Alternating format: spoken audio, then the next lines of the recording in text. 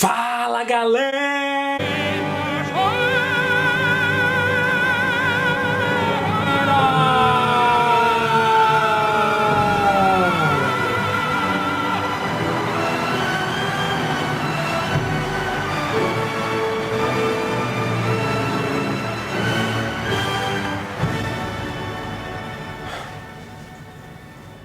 O que é a vida?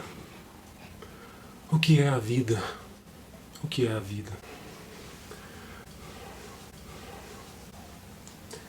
O que é a vida, meu bom companheiro?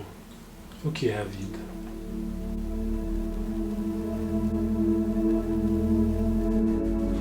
O que é a vida, meu companheiro? O que é a vida, meu companheiro? O que é a vida, meu companheiro? Gente, estava morrendo de saudade de vocês, sejam bem-vindos ao canal Mais Biologia. Eu sou o Roger Maia e estou trazendo essa pergunta para vocês. O que é vida? Já que estudamos biologia, o estudo da vida, trago para vocês essa pergunta. O que é vida? Talvez essa seja uma das perguntas mais difíceis em biologia, porque ao mesmo tempo somos tão complexos e feitos de coisas tão simples que fica difícil dizer o que é vida e o que não é. Logicamente, a vida possui um conjunto de características muito peculiares a ela. E é isso que eu quero trazer aqui. Uma coisa que nós sabemos é a seguinte: a célula é a unidade fundamental da vida. Mas o que é uma célula? Uma célula nada mais, nada menos é do que um sistema químico. Mas um sistema químico muito peculiar, feito por átomos e moléculas específicos, muito diferentes dos átomos e das moléculas do ambiente inorgânico. E a organização dela é de tal forma interessante, peculiar, que faz a vida ser o que ela é. Tão interessante, tão bacana. E a gente estuda isso, né? Mas eu gostaria de ir um pouco na tangente dessa pergunta, o que é a vida, e perguntar para vocês o que é um ser vivo. Talvez isso seja um pouco mais fácil da gente imaginar e trabalhar. O ser vivo, gente, ele nada mais é do que um sistema químico, como eu já falei anteriormente quando eu falei da célula. Então o ser vivo é um sistema químico, mas é um sistema químico que realiza características específicas dele, como por exemplo, possuir um metabolismo próprio, ou seja, ele realiza um conjunto de reações dentro de si para se manter vivo. E ele se mantém vivo graças ao seu metabolismo, mas ainda consegue crescer e se reproduzir. Essas são características exclusivas de um ser vivo. Um ser vivo também pode sofrer modificações ao longo de sua vida, que é a evolução. Então, isso é uma coisa também específica do ser vivo. Ele pode sofrer evolução ao longo do tempo. E é difícil mesmo acreditarmos que um ser vivo que faz tantas coisas diferentes, né, sobrevive, cresce, reproduz, é feito de coisas da química, é feito de átomos. E aí vai uma outra pergunta: do que somos feitos? Para responder essa pergunta, gente, eu vou andar um pouquinho pela química, que é a base justamente do conhecimento de biologia sobre o que nós somos feitos. Vai ser breve, porque não é o meu objetivo aqui, eu não sou também nenhum doutor em química, eu entendo mais de biologia. Vamos nessa! Gente, graças ao estudo de diversos cientistas no século XIX e início do século XX, nós realmente concluímos que toda a natureza é formada por átomos, inclusive as células.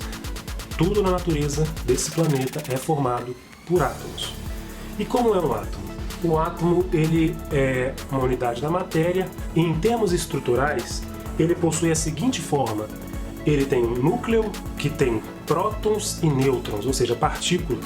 Os prótons possuem uma carga positiva, enquanto que os nêutrons não possuem carga, são neutros.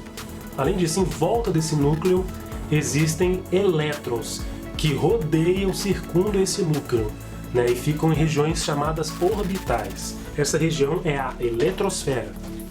Inúmeros químicos, também de forma independente, perceberam que existem inúmeros tipos de átomos diferentes na natureza, sendo classificados em elementos. E esses elementos foram organizados em uma tabela periódica, uma tabela que coloca em ordem crescente o número atômico de cada elemento, ou seja, o número de prótons que cada elemento possui. O menor elemento, nesse caso, né, o elemento com menor número atômico é o hidrogênio, possui apenas um próton, o número atômico 1. Na natureza, existem cerca de 94 elementos químicos conhecidos, só que na tabela periódica existem muito mais. O restante dos elementos foram criados, né, foram construídos em laboratório. Agora eu quero falar uma coisa para vocês. Quantos elementos diferentes existem nos seres vivos? Essa é uma questão chave. A natureza toda possui, como eu falei para vocês, 94 elementos. Agora a vida, ela é construída com uma pequena fração desses elementos. Então, dos 94, cerca de 20 elementos são os que tem nos seres vivos. E desses 20, 4 elementos apenas conseguem compor 97% da massa dos seres vivos. E são eles: carbono, hidrogênio, nitrogênio e oxigênio. Nhoque, né? Nhoque, em outras palavras. Hidrogênio, oxigênio e carbono. Nhoque. Muito bem. Olhando ainda a organização da tabela periódica, a gente pode perceber que cada elemento da tabela é organizado em uma linha específica e em uma coluna específica. Elementos que se encontram numa mesma coluna possuem propriedades muito similares. Vou dar um exemplo. Veja a linha formada pelos elementos cobre, prata e ouro. Eles são conhecidos como metais de cunhagem, porque eles eram utilizados na cunhagem de moedas.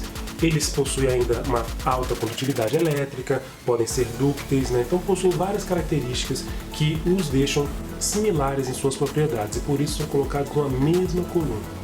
Outro exemplo, olhem para o final da tabela, lá existem os chamados gases nobres. Eles também possuem propriedades similares. Uma delas é que eles possuem baixíssima reatividade e podem ser encontrados inclusive no seu estado elementar, né? Sem fazer ligações químicas. Os outros átomos são diferentes, eles tendem a fazer sim ligações químicas. E as ligações químicas que os átomos fazem podem ser de dois tipos, por exemplo, podem ser chamadas iônicas, onde um átomo perde um de seus elétrons dando para outro átomo e o outro átomo o recebe para si. Isso é um tipo de ligação chamada ligação iônica, onde envolve a perda e ganho de elétrons.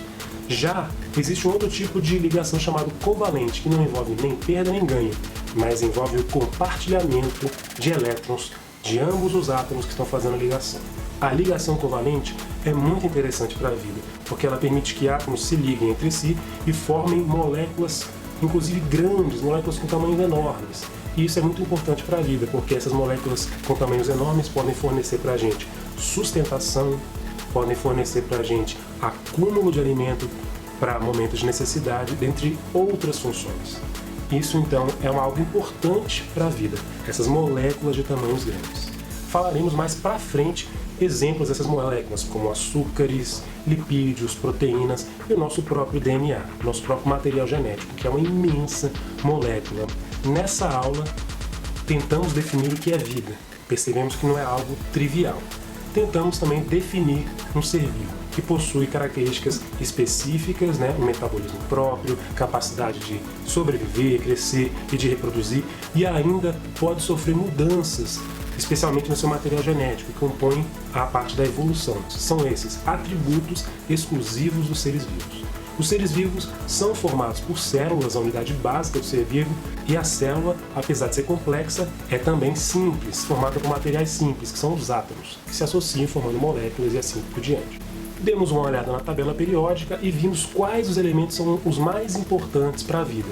Ou seja, de 118 elementos na tabela periódica, cerca de 20 são utilizados pelos organismos vivos. E desses 20, 4 apenas compõem a maior parte da massa dos seres vivos, que são carbono, nitrogênio, oxigênio e hidrogênio. Então, gente, é isso. Muito obrigado por assistir. Se você gostou do vídeo, dê um like. Se você gostou também, compartilhe para outras pessoas. Vamos fazer esse canal crescer. Me ajude nesse sentido também. E não se esqueça de se inscrever no canal. E até a próxima.